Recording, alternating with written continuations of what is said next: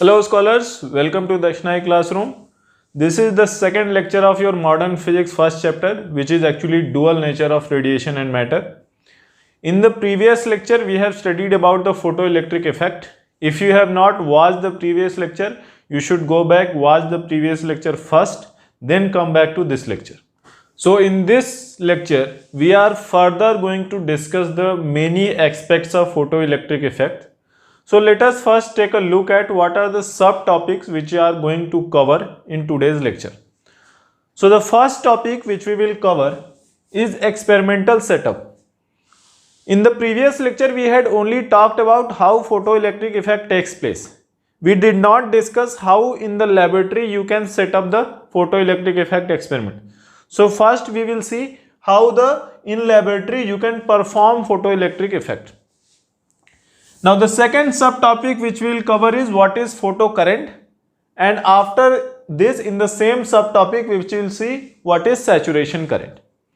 After that we will see what is stopping potential. These are the subtopics. What is stopping potential? Then we will see what is the effect of intensity. If you remember, we had studied in the previous lecture intensity. If you change the intensity, how number of photons or the energy of photon is affected. So we will see what is the effect of intensity. If we change the intensity, what will be the effect on saturation current or the stopping potential. These are the subtopics which we are going to cover. Now let us see what is the experimental setup of photoelectric effect. How do we perform photoelectric effect experiment in the laboratory? So here we have a metal plate. This metal plate is used to eject the electrons. So this metal plate is known as, either you write it as cathode because it ejects electron, or you write it as emitter. It is called either cathode or emitter. Here we have a metal plate which will receive electrons. So this will be called, either you write it as anode or you write it as collector. So this is collector plate and this is emitter plate. Here we have a vacuum tube. Here we have a vacuum tube. We will discuss why do we need a vacuum tube. We will discuss later on. Here you shine some light on the cathode plate or emitter plate.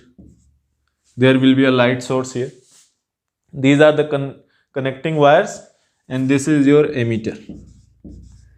Emitter is used to measure the flow of current, how much current is flowing. So let us discuss what is photocurrent, how photocurrent flows. Now what happens, this is your experimental setup. When you shine light on this cathode plate or emitter plate, and if energy of each photon h times mu is greater than work function. So if the energy of incoming photons on this metal plate is greater than work function of that metal, then what will happen? There will be few electrons coming out from here. There will be electrons coming out. When these electrons are ejected from the emitter plate, then what will happen? Some of these electrons will be able to reach the anode. Anode will absorb those electrons. They will enter the anode plate. So these electrons will enter the anode plate. So after these electrons enter the anode plate, then what will happen? These electrons will travel through this conducting wire, through this emitter, and again reach the cathode, and again photons are being bombarded on the cathode. Again the electrons will be ejected and again they will reach here, and this way circulation will happen. And in this way, in this conducting wire, electrons are flowing. And what is the flow of electrons called? And what is the flow of charge called? Flow of charge is nothing but current. So in this way, because this current is flowing, because of what? Because of these electrons. and these electrons are called, if you recall from the previous chapter, photoelectrons. So because this current is flowing due to photoelectrons, this current here, electrons will move like this, current will move opposite direction. So this current I will be known as photo current because it is flowing due to photoelectrons. So what you will write? Photocurrent.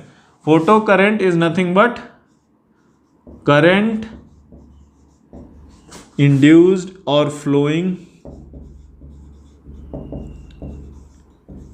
due to photoelectrons.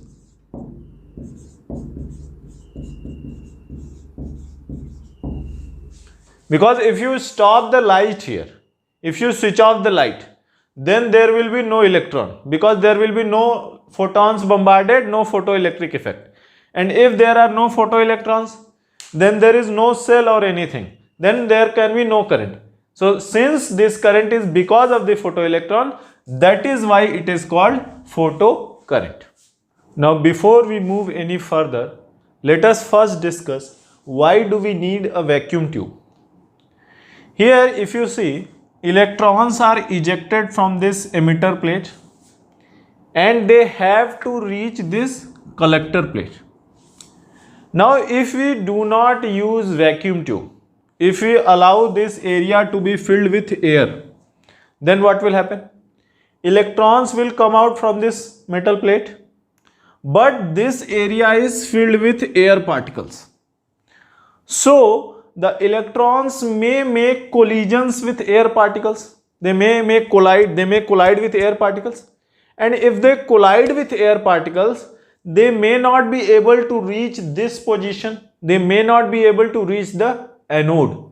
So if you do not use the vacuum tube, then you may not get an accurate reading of emitter. Why? Because electrons will be ejected from the plate, but due to the collisions with air particle, they will not be able to reach the anode. So you may not get any current reading. You may get zero reading. Why? Because all the electrons got collided with here air particles and they go sideways. They will not reach here.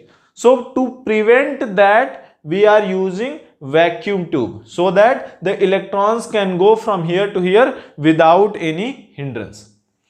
Now let us take a look at the magnitude of current. How much current we will get.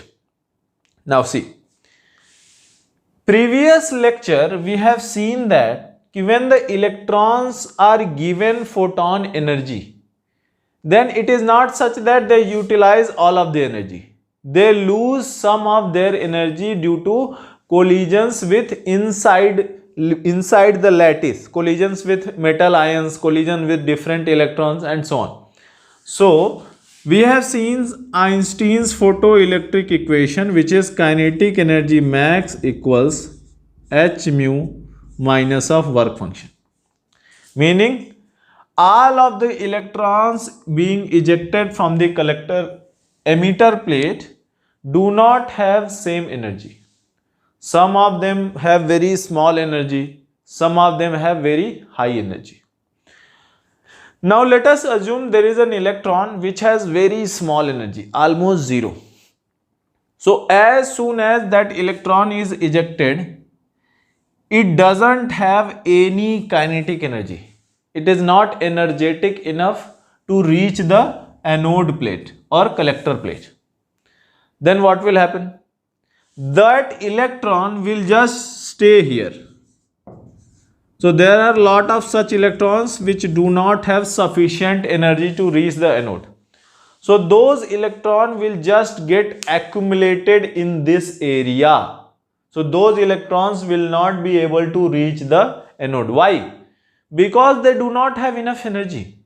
They cannot reach, because in order to reach from here to here, you need kinetic energy. Electrons should be moving. So if they do not have enough energy, they will just stay here in between cathode and anode. Then what will happen? This space, this charge which gets accumulated here. Now what will happen? Suppose an electron is trying to eject from this plate, but there is already a lot of electrons. Then what will happen? This electron will find it very difficult to move through here. Let us consider like this. Take an example. Consider that you come out of your house and you have to go somewhere, but there is a very heavy traffic jam in front of your house. Then what will happen? You will think that no, I don't want to go then, because there is a very heavy traffic jam. You cannot move. So what is happening here? There is already a heavy traffic jam of electrons between cathode and anode. Why there is a traffic jam? Because they do not have enough energy to move. So this charge accumulation will hinder the ejection of electron from the collector plate. So the current which you will measure will be very small. Why it will be very small? Because even if electrons are being ejected from the collector plate, they are not able to reach the anode. Why? Because of two reasons. One, they have very small kinetic energy.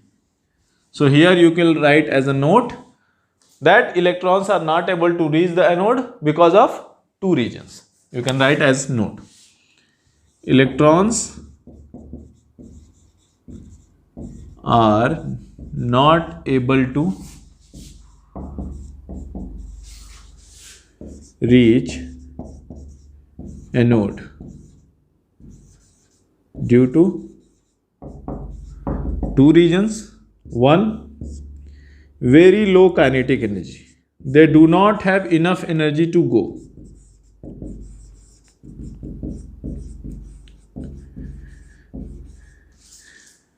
And what is the second reason?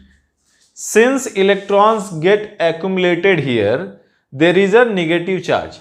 This charge which gets accumulated here in between emitter and collector plate is known as space charge, because it is accumulated in the space between collector and emitter, or cathode and anode. So this space charge makes it difficult for the new electrons to come out. So because of the space charge,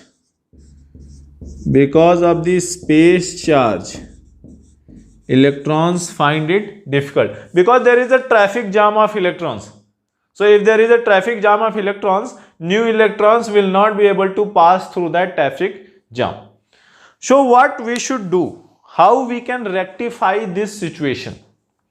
Now easiest way to rectify this situation is, why this situation is here in the first place? This situation is there in the first place because a lot of electrons, they do not have sufficient energy. They have very low energy.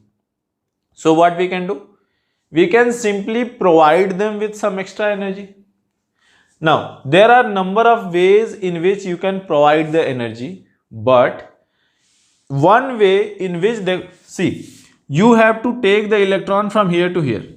So we should accelerate those electrons in this direction. How we can accelerate the electrons? Easiest way to accelerate the electrons is through electric field, because electrons are very tiny particles. You cannot tie a thread and pull them. Electrons are very tiny particles. So in order to accelerate them, we need to provide electric field. Now in which direction I should apply my electric field? If you remember from your electrostatics chapter, electrons are accelerated in a direction opposite to the electric field. So in which direction I want my electrons to accelerate? I want my electrons to accelerate from cathode plate to anode plate, or emitter plate to collector plate. So electron acceleration is in this direction, from left to right. Then electric field should be in the opposite direction, from right to left. So my electric field direction should be like this way. This electric field will accelerate these electrons in this direction. Now how you can establish the electric field? So if you remember from your electrostatics chapter, electric field is established from high potential to low potential.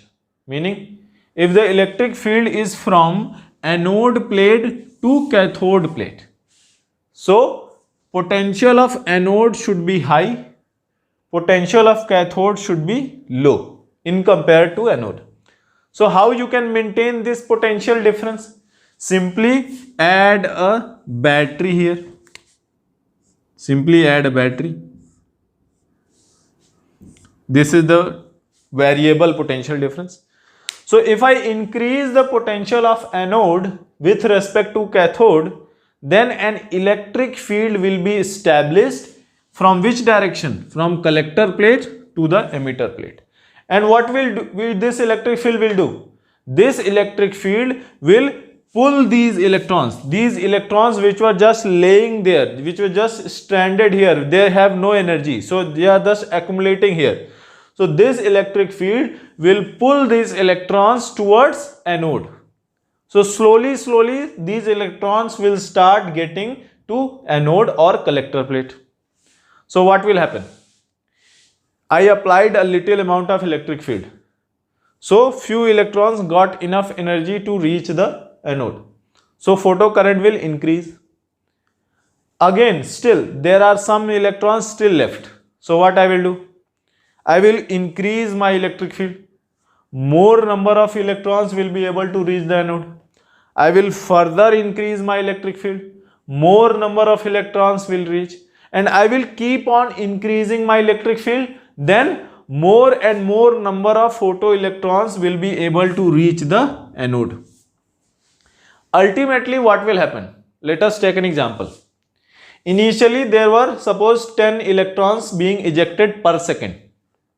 But only 1 out of 10 was able to reach the anode and 9 of them were just stranded in between emitter and collector plate. I applied some electric field. Then out of 9, 1 got here. Then previously 1 was reaching. Now 2 of them are reaching. I further increase my field. Now let us say 4 of the electrons are reaching the anode. Now further increase 5. Further increase 2. Now if you keep on increasing, then what will happen? Ultimately 10 out of 10 electrons will be able to reach the anode. And if all the 10 electrons are able to reach the anode, then what will happen if I further increase the field?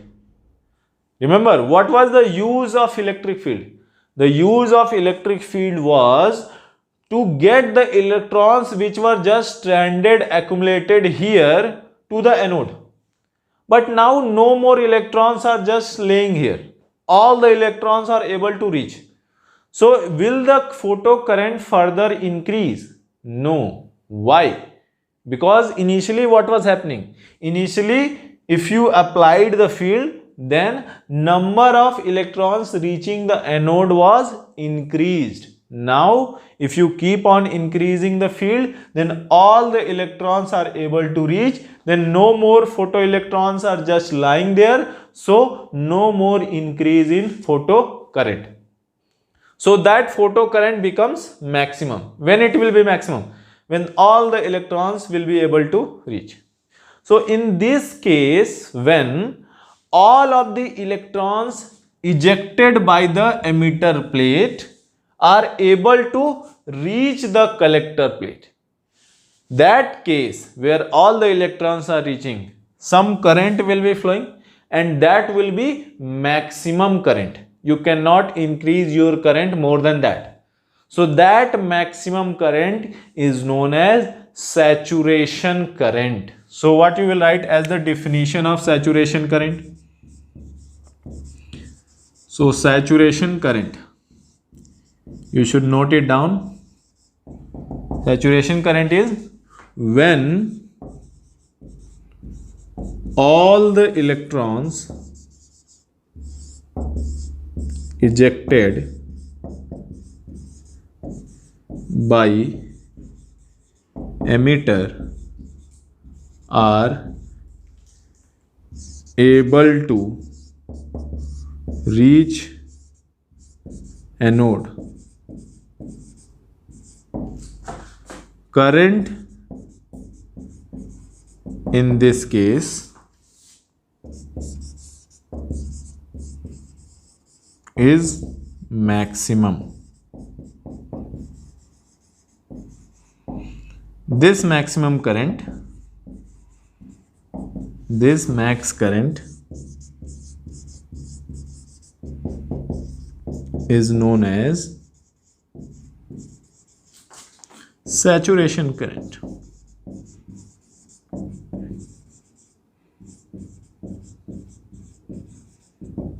So in this way, you are able to make all the electrons ejected by the emitter plate reach the anode, and in that case current is maximum. That maximum current will be known as saturation current.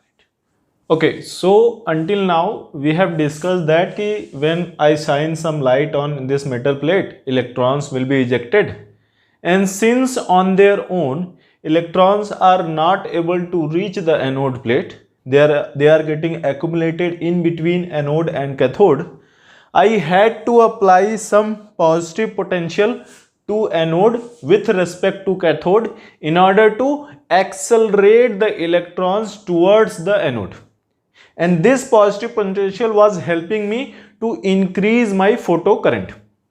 Now let us consider a scenario. You guys went to the laboratory and you set up your photoelectric effect experiment as given by this, as teacher has taught you. Now in every class there is a student who always does opposite to what he is being told. Now what I am saying? I am saying that if you want to increase your photocurrent, then you must increase the anode potential and decrease the cathode potential, which will set an electric field in a direction from anode to cathode. And this electric field will help the electrons, photoelectrons, to reach the anode, and in that way you can get the full value of photocurrent. Now there is a student who will do opposite. I said that he can increase the potential of anode. Now he will increase the potential of cathode. Now what should be his observations? Everybody will observe that, no, sir, as you told, we did, and photocurrent was increased. What should he observe? He is doing opposite to what I am teaching. So what he will do? He will increase the potential of cathode. I am saying increase anode. He is increasing cathode.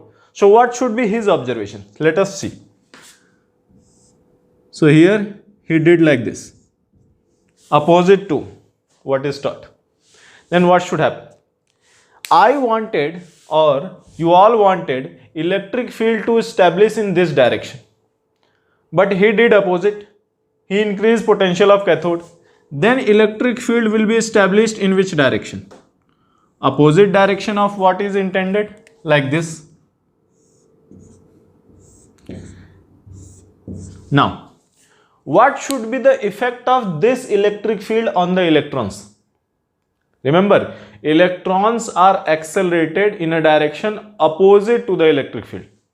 So this electric field is established in that direction because he is doing opposite of what I am teaching. So electric field in this direction, electrons will be accelerated towards the cathode. We want them to go where? To the anode. But here they are accelerating in which direction? Again, return to the cathode. Then what should be its effect on photocurrent? See, previously, let us say 10 electrons were ejected and 2 of them were able to reach the anode, 8 of them were accumulated here. I applied some electric field to help those 8 electrons reach the anode. But when this particular student did the opposite, then this electric field will apply a force on the electrons. In which direction? Electric field is in this direction.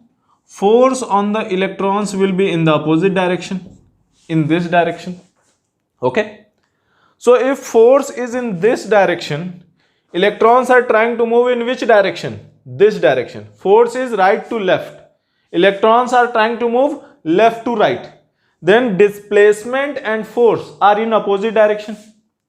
Then work done by electric field on the electron should be positive or negative? Negative. Why? Because force and displacement are in opposite direction. So this electric field should do negative work. This electric field should do negative work. And the meaning of negative work means this electric field will decrease the energy, will decrease the kinetic energy of photoelectrons. So how much kinetic energy will be decreased? Here, let us say potential is V. So if you know that when you accelerate electrons through a potential difference of V, then work done is how much? Work done is charge on the electrons multiplied by potential difference V. Now, this electric field decrease this much energy of each electron. Okay. Now what will happen? Let us say initially 2 electrons were able to reach. Now this much energy was decreased. Then they may not be able to reach. Why?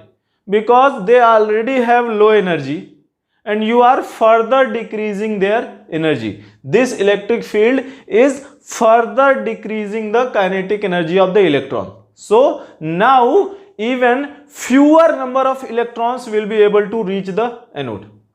So what will be the effect on photocurrent?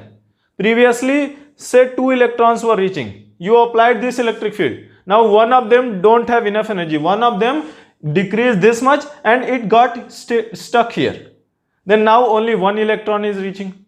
So by applying opposite electric field, what he did? He decreased the number of electrons which were able to reach the anode. In that way, your photocurrent will what? Will decrease. Because already electrons have low energy. You are further decreasing their energy.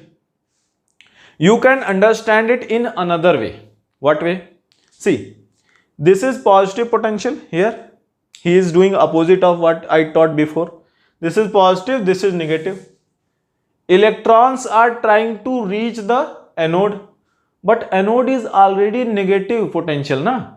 So one negative anode, electrons are trying to reach, and electrons also have negative charge. So they will be repelled by anode. They will not be attracted. They will be repelled by anode. So you are not facilitating them to reach the anode. You are hindering them. You are telling them don't go to anode because anode is already negative charge. So by doing this, he is further decreasing the number of electrons which were able to reach the anode by decreasing the kinetic energy of electrons. Why kinetic energy is decreasing? Because electric field is in the same direction of the motion of electrons. That is why force is in the opposite direction of motion of electrons. That is why work done by the field is negative. And since work done by the field is negative, kinetic energy of the electrons will decrease. Okay. Now, previously it was V. Now, what he did? He further increased it. He did it twice V. He increased this potential. Then what will happen? Field strength will increase. Field strength will also increase. If you increase the potential difference, distance is same, field strength will increase. And if field strength increases, then force applied will also increase because charge is same. And if force applied increases, this work done, E times potential difference, this work done will also increase. And if this work done increases, even lesser number of electrons will be able to reach the anode. Then what will happen? Photocurrent will further decrease. Okay. Now, if you keep on increasing the potential of cathode with respect to anode, or in another words, you can say you can keep on decreasing the potential of anode with respect to cathode, then what will happen? Even fewer number of lesser number of electrons will be able to reach the anode.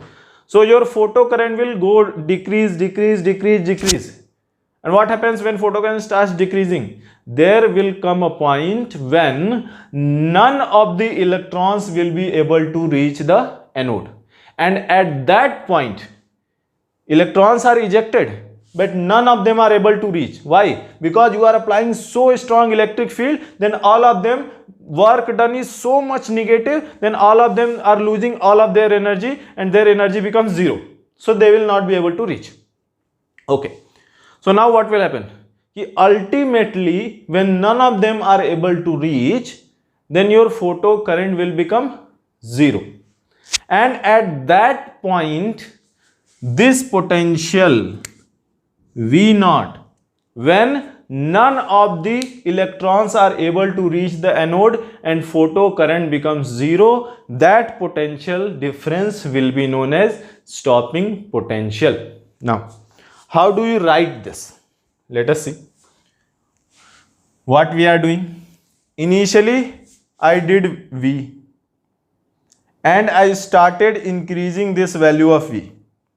Started increasing, photocurrent started decreasing. Ultimately, it becomes zero. Now, let us try to draw a graph, and based on that graph, I will try to write the definition of stopping potential. Okay. You should draw this graph. So, okay, let us draw the graph a little bit downward so I can write the definition here.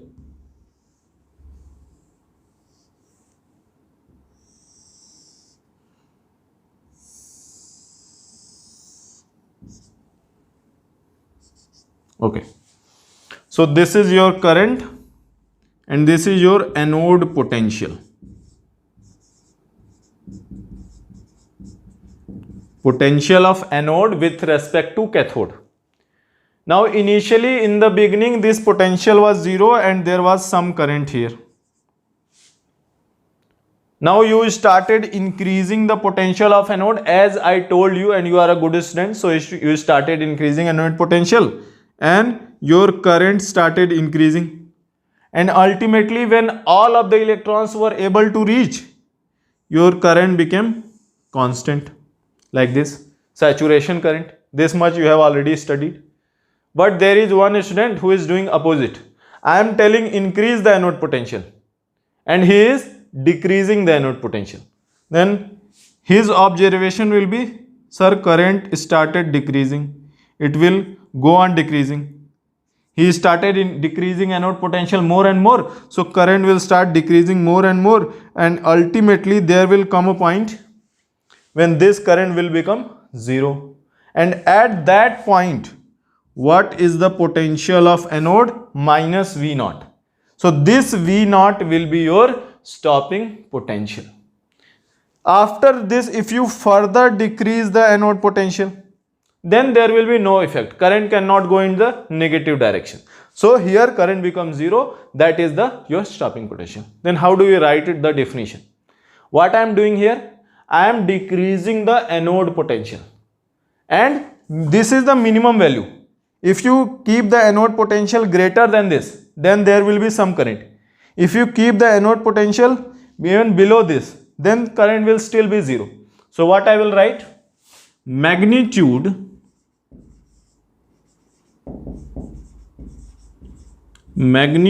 of negative anode potential, because here anode is negative potential. Magnitude of negative anode potential for which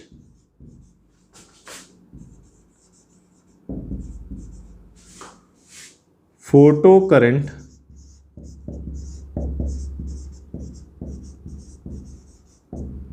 just stops. What is the meaning of just stops?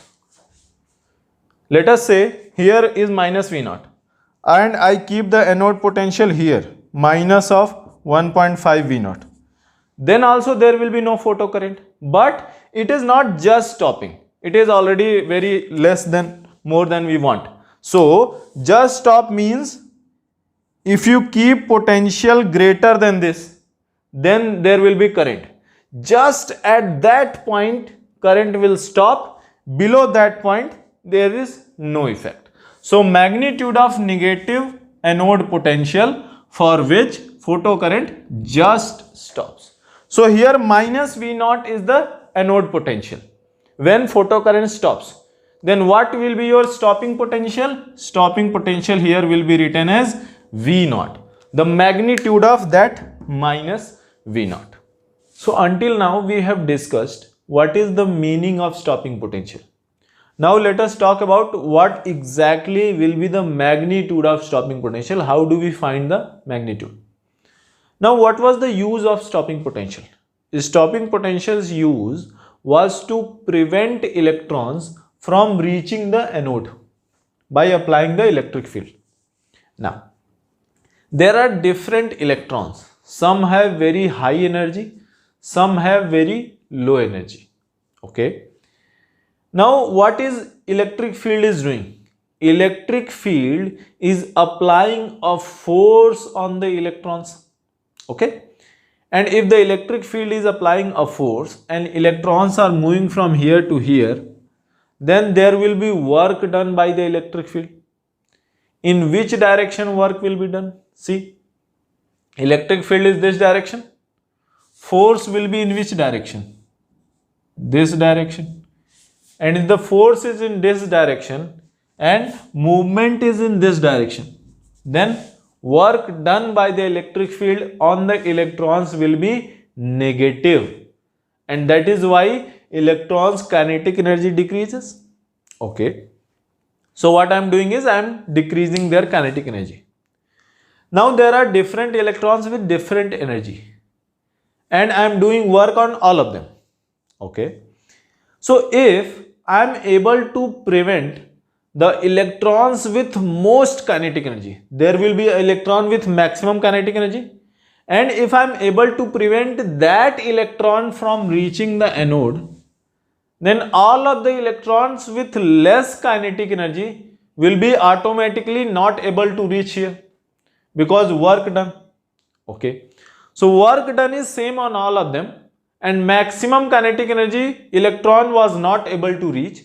Then the electrons with less kinetic energy will also be not able to reach. So I only have to stop the maximum kinetic energy electron. Any electron with low kinetic energy will automatically stop. Okay.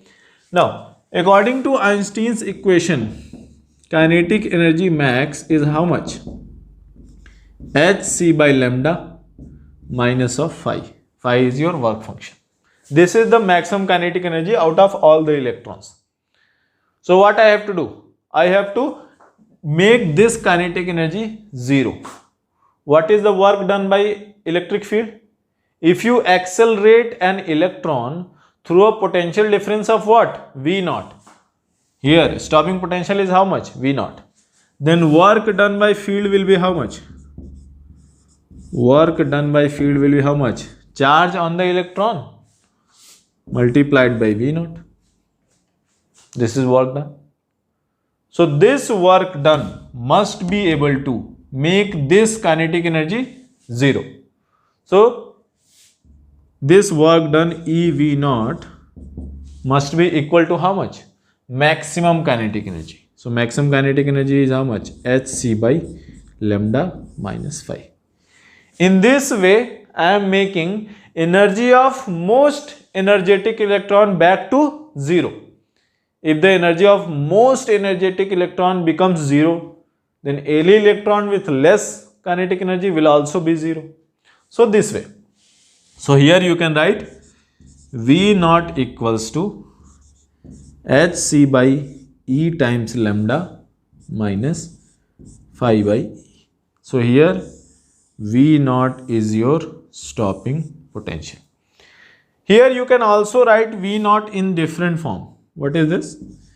V naught equals to, this is what? This is maximum kinetic energy.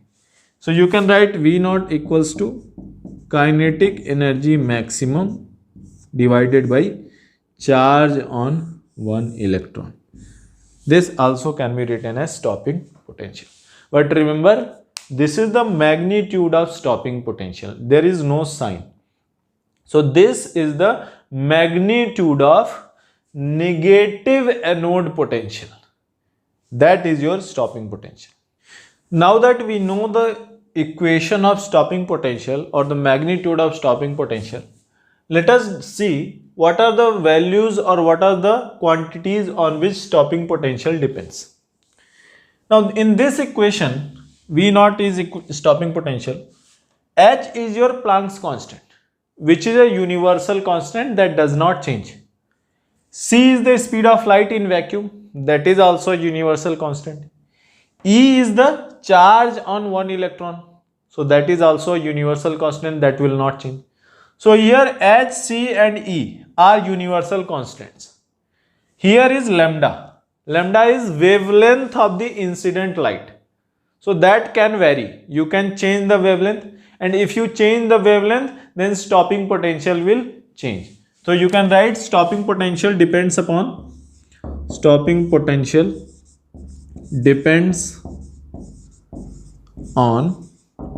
first thing. It depends upon wavelength of light. Wavelength, or if it depends upon wavelength, you can also say that it depends upon frequency. Same thing. So it depends upon wavelength of incident light.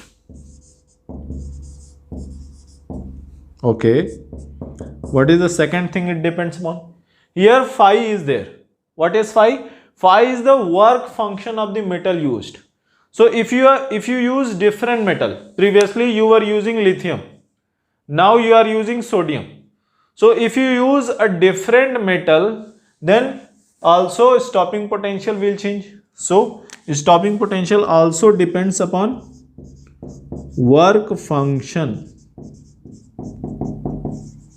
of emitter plate. Whichever metal you use, for different metals, stopping potential will be different. Now to further elaborate the concept of stopping potential, let us solve a question based on this. What is your question? Work function of a metal is given as 4 electron volt. Now work function is 4 electron volt. Find the wavelength of light for which stopping potential is 2.5 electron volt. Now before I solve this, you must pause the video, try to solve it on your own. If you are not able to solve this, then you can see the question. Now let us understand what is the meaning. There is a metal plate whose work function is given as 4 electron volt. There is a light incident on the plate whose wavelength we have to calculate. And the stopping potential is given as 2.5 electron volt. What is the meaning of this? Meaning of this is, if I make anode 2.5 volt lower than cathode, stopping potential is 2.5 volt, not electron volt. So if I make anode lower 2.5 volt than cathode, meaning if I make cathode potential as 0 and anode potential as minus of 2.5 volt, then the current will stop. If I further decrease, if I make it as minus 3.5, then it will have no effect. But if I make it as minus 2 volt, then there will be some current. So let us solve this question.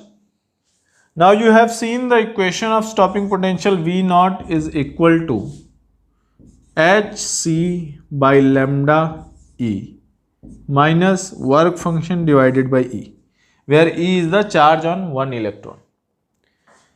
Now V naught stopping potential is given as 2.5 volts, 2.5 volt equal Hc can be written as 1242 electron volt nanometer divided by E and lambda in nanometer. minus work function. What is work function? 4 electron volt. 4 electron volt divided by charge on E. Now this is electric charge, 1 electron. This is E, cancel. So this is minus 4. And if you take it this side, it will be 6.5. So 6.5 volt equals 1242 EE, cancel, volt divided by lambda in nanometer. So if I take lambda this side, 6.5 here, then I will get lambda equals 1242 divided by 6.5 nanometer. So in that case, lambda will come out to be approximately 191 nanometer. Meaning, if you shine a light with wavelength 191 nanometer on a metal surface with work function 4 electron volt, then you will need at least 2.5 volt potential difference between cathode and anode. So see, either you say cathode is at higher potential than anode, or you say anode is at lower potential than cathode. Both are same thing. So either you write anode potential as minus 2.5 volt and cathode as 0, or you write like this, cathode 0, anode minus 2.5 volt, or you write cathode 2.5 volt and anode 0. Both are same thing. Still potential difference between them is same. So either you make anode potential higher or you make cathode potential lower. Same thing. Now, before we move forward, let us solve one more question on stopping potential so that it becomes a very easy topic for you. Now, before I solve this question, you should pause the video and try to solve this question on your own. Now, let us solve. What is the question? Work function of a metal is 2.5 into 10 power minus 19 joule. Until now, we were taking work function in electron volts. Now, I have taken in joule. Some variety. It is exposed to the light of frequency 6 into 10 power 14 hertz. Until now, we were taking wavelength. Now, I have taken frequency. Find its stopping potential. Very easy question. Very easy. What is the equation of stopping potential? V naught equals Hc by E lambda minus phi divided by E. Now Hc is nothing but Hc by lambda is nothing but mu. So this Hc by lambda is energy of a photon, and energy of a photon can also be written as h times frequency. So this equation may also be written as V naught is nothing but h mu by E minus phi by E. Correct? Now, how do we solve this?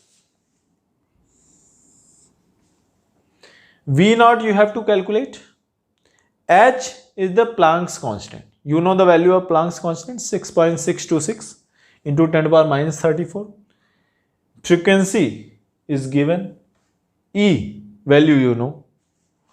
You will write V naught equals 6.626 into 10 to the power minus of 34 multiplied by frequency. What is frequency?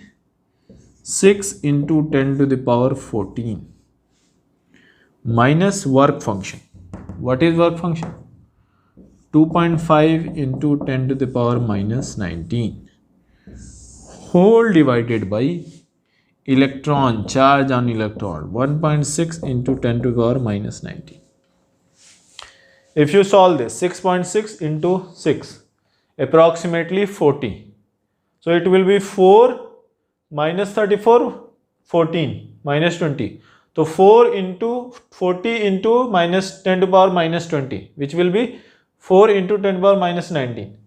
So here will be V naught equals to, this will you will get 4 into 10 to the power minus 19 minus 2.5 into 10 to the power minus 19 and whole divided by 1.6 into 10 to the power minus 19. So minus 19, minus 19, minus 19, that will cancel out. What you will get? 4 minus 2.5, which is 1.5. So 1.5 divided by 1.6. 1.5 divided by 1.6, which will be approximately 0.9 volts. So that will be your stopping potential in this case. What is the meaning of this stopping potential? Meaning of this stopping potential is that anode potential should be this much lower than cathode potential. So if you are making cathode potential as 0, then anode potential should be how much? Minus of 0.91 volts, like this. If you are making anode potential to be 0, then cathode potential should be plus 0.91 volt, like this. So stopping potential means anode potential is this much lower than cathode potential. You need not make 0. If you make, let's say, anode potential as 1 volt, then then cathode potential should be 1.9 volt, 91 volt. Under any circumstances, anode potential should be this value lower than cathode potential. Okay, so let us discuss a situation. You guys are performing photoelectric effect experiment in the lab. Okay, and there is a student who likes to play around with the instruments.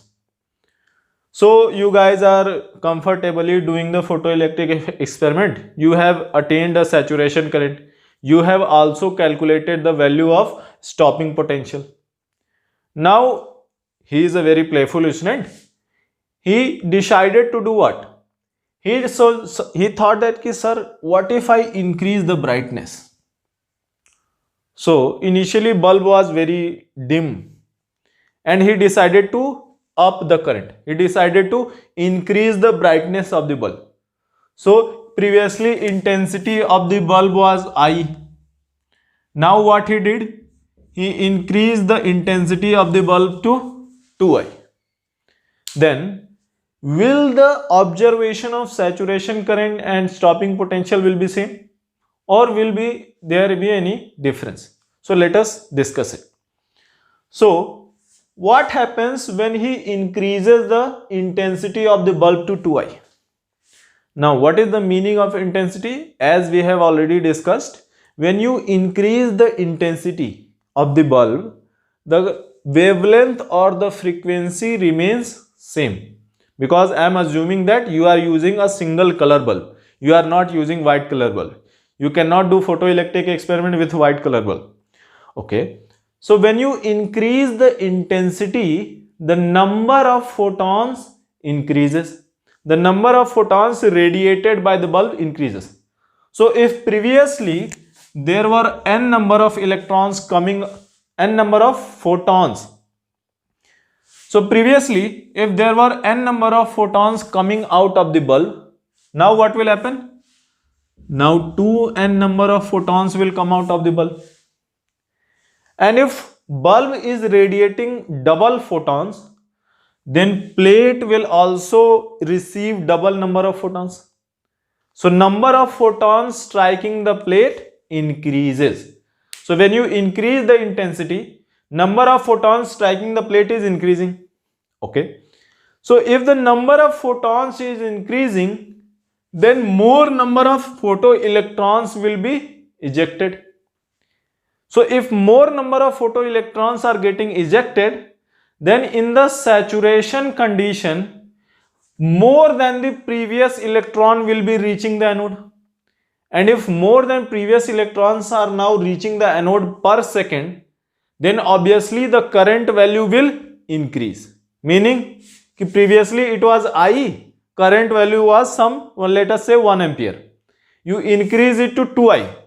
Then more number of electrons will be ejected, saturation current will also increase. Why? Because number of photons striking the metal plate is increasing, that is leading to more number of photoelectrons being ejected, and that is leading to more number of higher level of saturation current. So if I say what is the effect of intensity on saturation current, then you can say, sir, if I increase the intensity, then value of saturation current will also increase. What if you decrease the intensity? When you decrease the intensity, less number of photons will strike the metal plate. So less number of electrons will be ejected. So less number of electrons will be flowing through this emitter. So saturation current will become less. So if you increase the intensity, saturation current increases. If you decrease the intensity, saturation current decreases. It is not necessary that it will double, but it decreases. So what I will write? What is the effect of intensity on saturation current? Saturation current, you can write it as note, saturation current increases upon increasing intensity of light. And reverse is also true. If you decrease the intensity, then saturation current also decreases. Now another thing is stopping potential. So what should be the effect of intensity on stopping potential? Now, when you increase the brightness of the bulb, only the number of photons emitted by the bulb is changing. Still, let us say previously it was a red color bulb. Now also it is a red color bulb only. So if the wavelength and frequency are unaffected by the change in intensity, then energy of individual photon will also be unaffected. Now what was the formula of stopping potential?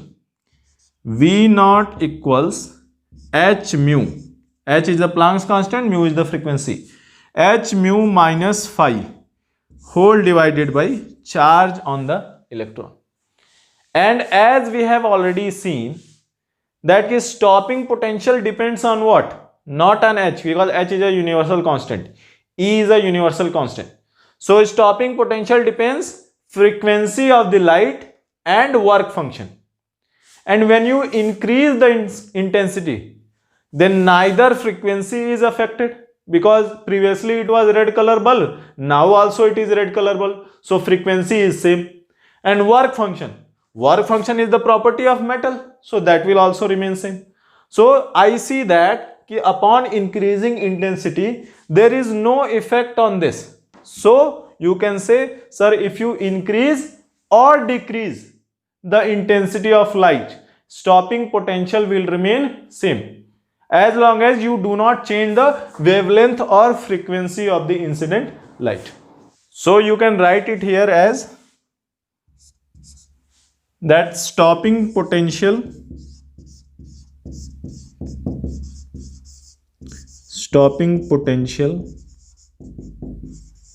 is unaffected by change in intensity of light source. So this incident light intensity, if you are changing, then what will be the effect? Saturation current will increase upon increasing intensity and decrease upon decreasing intensity, and stopping potential will not be affected if you change the intensity of light. Now, in order to further illustrate this point, let us try to draw a graph. Now, what will be the graph? If you remember, previously we had drawn a graph of saturation current or photocurrent versus anode potential. Now, let us draw the same graph but in a different way. How? Let us say this is our current axis. This is our anode potential axis.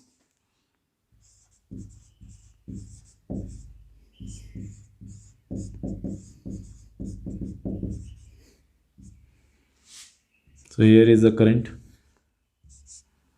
Now, you are doing experiment, intensity was set at I, so you found graph to be like this.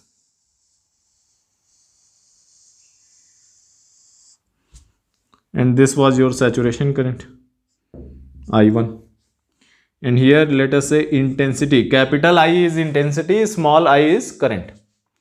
So this was the graph you are getting. Now you decided to play with the intensity of the bulb. First what you did, you increase the intensity. Then what will be the effect on this graph? If you increase the intensity, then saturation current will increase. This is minus V naught here. So saturation current will increase, but stopping potential should remain same. Then how should I get the second graph? For the second graph, my saturation current should be more than this, but stopping potential should remain same. So second graph I should get like this. Stopping potential remains same.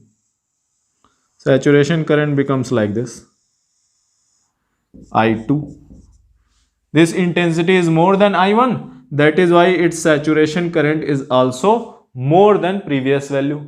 But since frequency remains same, wavelength remains same, stopping potential is also same for both the graphs. Now you decided intensity to decrease than the previous value, less than the previous value. Then what will happen? Again, frequency is same, wavelength is same. So stopping potential will remain same, but the saturation current should be less than this. Then how should I get my graph? I should start from here because stopping potential is same, and it will increase. It will become constant below this value. So this will be saturation value. So here intensity is I3. So if you are given a graph like this and I ask you which intensity is greater, which intensity is smaller, arrange in order, then what you will say? Sir, see here stopping potential is same for all of them, meaning frequency is same in all three cases. And here intensity is different, saturation current is different, that is why intensity is different. Higher the saturation current, higher the intensity of light. So here you can say, sir, I2 is the greatest intensity, greater than I1, which is greater than I3. Very easy. Higher intensity, higher saturation current. Lower intensity, lower saturation current. So that way you can say. Remember, here V naught is same. So if stopping potential is same, your frequency or wavelength is same in all the three cases. So let us try to solve few questions based on the topics which we have learned till now.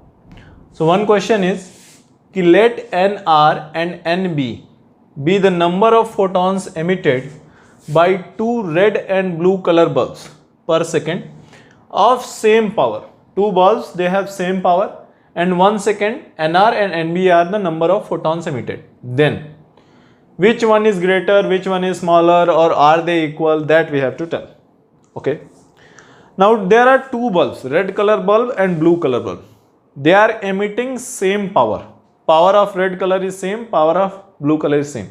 What is power? Power is nothing but energy radiated per second. Okay. So let us write it as here.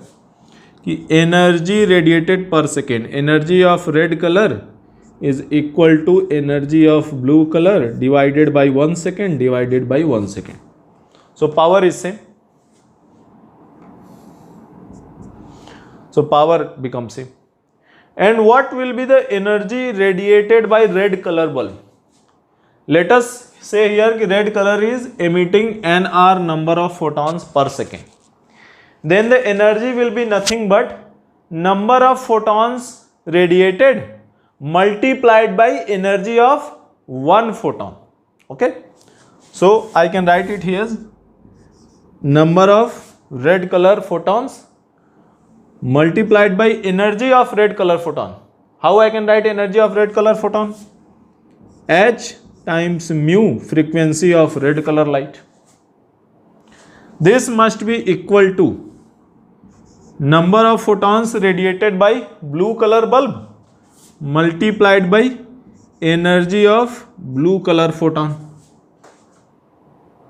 Here H is same both side, you can cancel it. What you will get?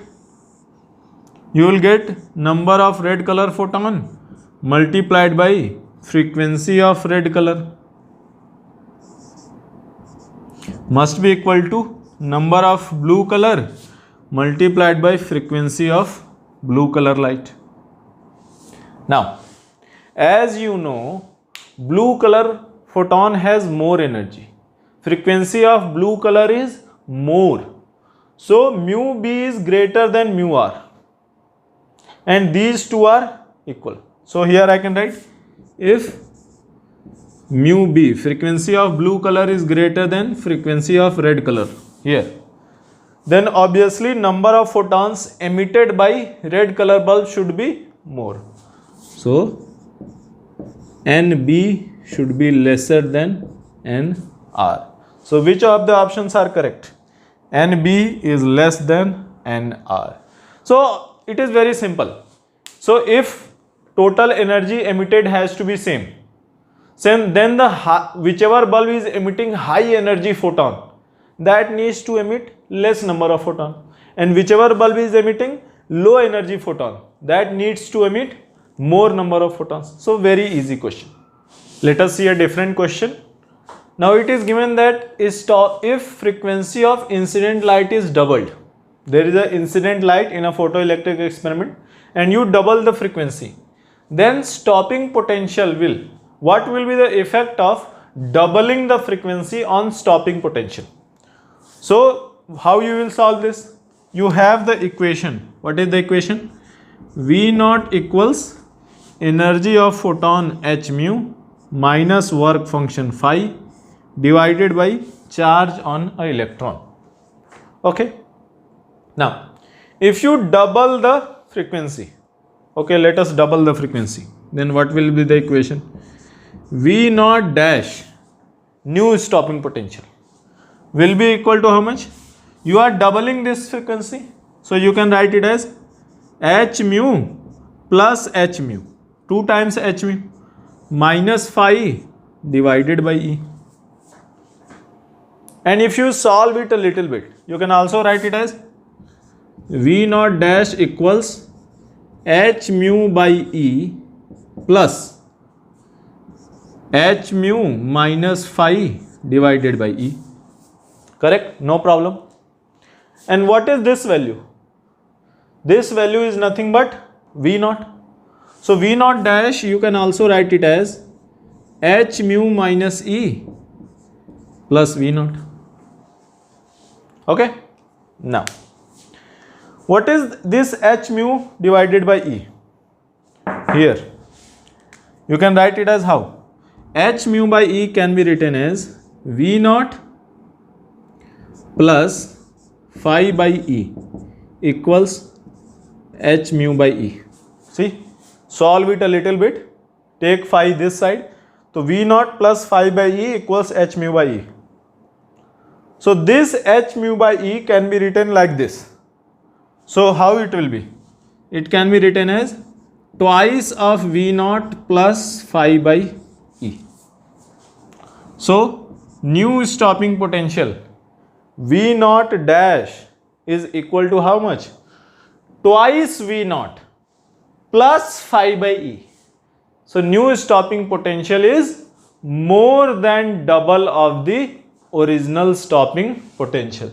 So, which option should be the correct? B option is your correct choice. Now, this next question is a very important question. You can write it as note. Now, what is this question says? That when a photon of sufficient energy strikes a metal, then photoelectrons will be ejected, may be ejected, won't be ejected. Okay. So, first thing first, there is only one photon, not many photons. There are not a number of photons. Only one photon strikes, single photon. Now, what will happen? Sufficient energy.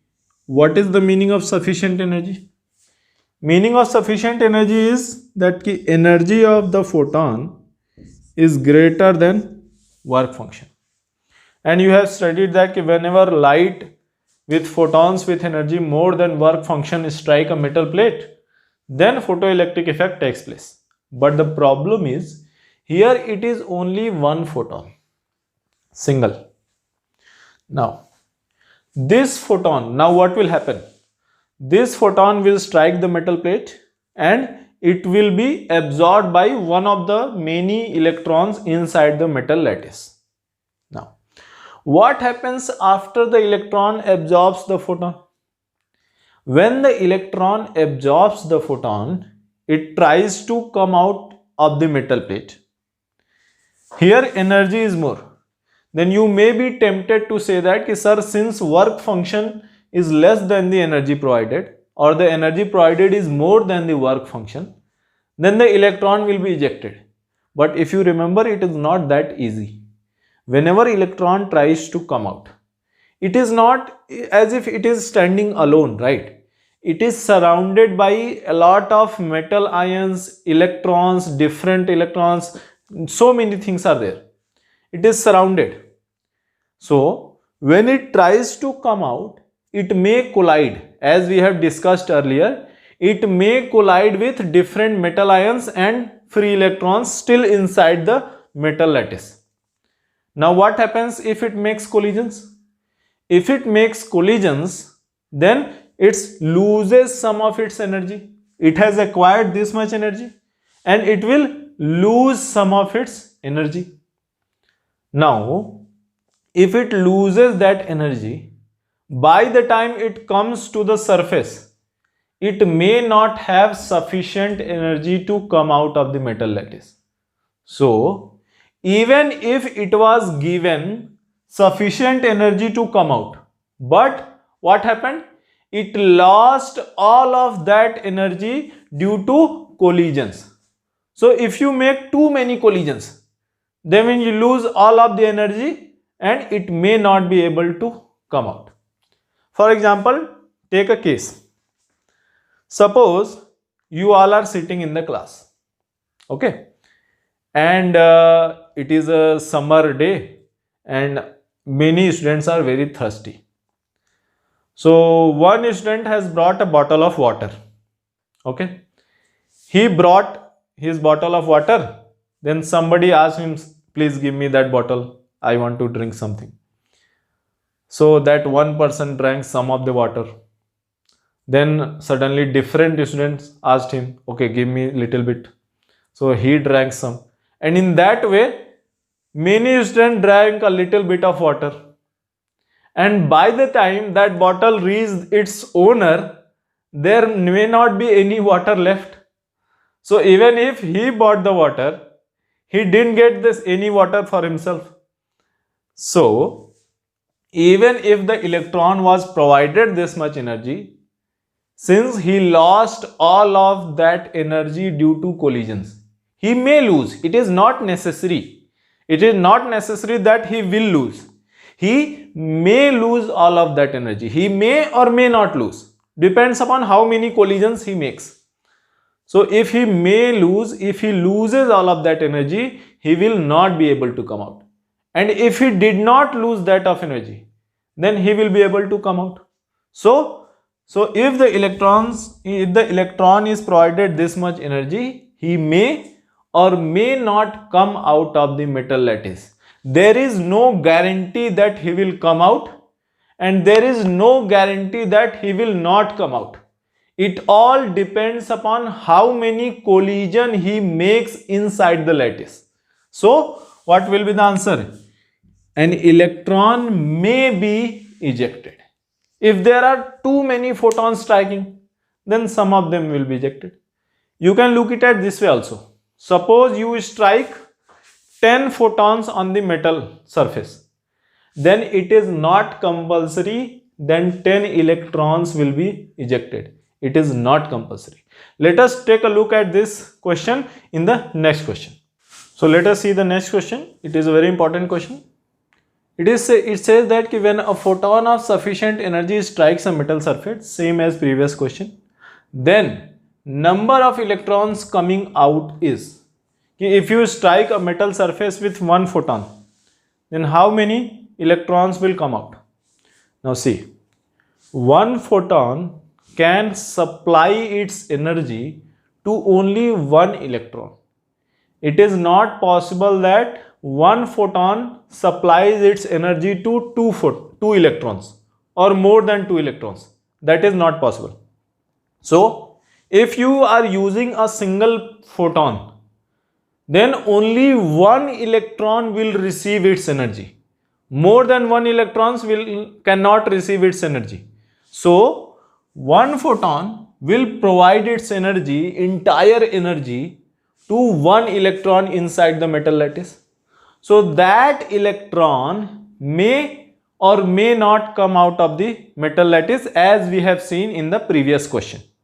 So here, when you provide a photon energy to one electron, then more than one electron cannot come out, na? Only one is receiving, so only one will come out, and that too may come out. So out of the given options, only one, only two, infinite number of electrons, 4 electrons. So which one is correct? Only one electron will come out. That too, it may come out. If it makes too many collisions, that one will also not come out. Okay, let us solve the next question. It says, a point source is used in a photoelectric effect experiment if the source is taken further away from metal plate, then stopping potential will. So, when you take the source further away, so stopping potential equation is what? V naught equals H times mu minus work function divided by E. So, if you take the source further away, does the frequency of the source changes? No. Does the work function of metal changes? No. Does the Planck constant change? No, it is a universal constant. Does the charge on electron changes? No. So when you take the source further away and if none of them changes, then what should be the effect on stopping potential? Stopping potential should also not change. So whether you keep the source far away or you keep the source close, stopping potential will remain same as long as work function of the metal remains same and frequency of the source remains same. So what should be the effect on stopping potential? It will remain same. Now consider one more point. It is not given in this question, but consider it. In the question they have asked effect on stopping potential. Now consider what should be the effect on saturation current. Now see, consider an example. There is a bulb in your house. If you sit closer to the bulb, you are trying to read a book. If you sit closer to the bulb, you can read it more easily because there is more light. You can see it very clear. And if you sit further away from the bulb, you find it difficult to read because you are receiving less number of light, less amount of light. Meaning, when you sit close to the bulb, number of photons falling on your book is more. If you sit further away from the bulb, then the number of photons striking your book per second is less. So the closer you are to the bulb, more number of photons will strike the metal surface. So if you take the source, point source, it is a case of point source. In the parallel beam of light, there will be no difference. So if a point source is taken further away, then what will happen? Less number of photons will strike the metal plate. And if less number of photons strike the metal plate, then less number of electrons will be ejected. And if less number of electrons are ejected, then saturation current will increase or decrease? It will decrease. So if you take a point source, remember we are talking about point source. So if you take a point source further away from the metal plate, then stopping potential will remain same, but saturation current will decrease. And if you take it closer to the metal plate, then also stopping potential will remain same, but now saturation current will increase. So let us discuss the next question. So what is this question? Two radiation with photon energies 2 times and 5 times work function are incident on two metals of same, two plates of same metal. So let us take two parts. This is first and this is second plate. Here like this. This is first plate, this is second plate. Here it is radiation incident. Here it is radiation incident. Like this. What is given? Here photon energy is 2 times work function. So here h mu is equal to 2 times phi. H mu 1 write it as. Here h mu 2 equals 5 times work function. Then the ratio of maximum velocity. Remember they are asking velocity. So what is maximum kinetic energy? In the first case maximum kinetic energy will be h mu minus phi. Correct? And here h mu is nothing but 2 times phi. Or phi is nothing but h mu 1 by 2. So here you can write it as equals to h mu 1 by 2. Or in terms of phi, if you want to write it as in terms of phi, you can write it as how? H mu is 2 times phi. So this is equal to phi. And what will be the kinetic energy in second case? Maximum kinetic energy. So h mu 2 minus phi. And here h mu 2 is given as 5 times work function. So this will be equal to 4 times phi. Correct? And this is what? Maximum kinetic energy. So this can be written as mass of the electron is m v1 square divided by 2. And this can be written as m v2 square divided by 2. Now, if you want to take the ratio, then see कि m v1 square by 2, here m v2 square by 2. So can I write it like this? M v2 square by 2 is nothing but 4 times this is 4 times m v1 square by 2. So m by 2 cancel. Then you can say v1 by v2 is nothing but 1 by 2. So what would be the ratio of velocities? Remember they are asking velocity, not kinetic energy. So what will be the ratio of velocity? 1:2. So this was the end of your photoelectric effect. I hope you all have understood the concepts well. And in the next lecture, we will start de Broglie hypothesis. Until then, keep revising your photoelectric effect concepts and solve more and more as many questions as you can based on this topic.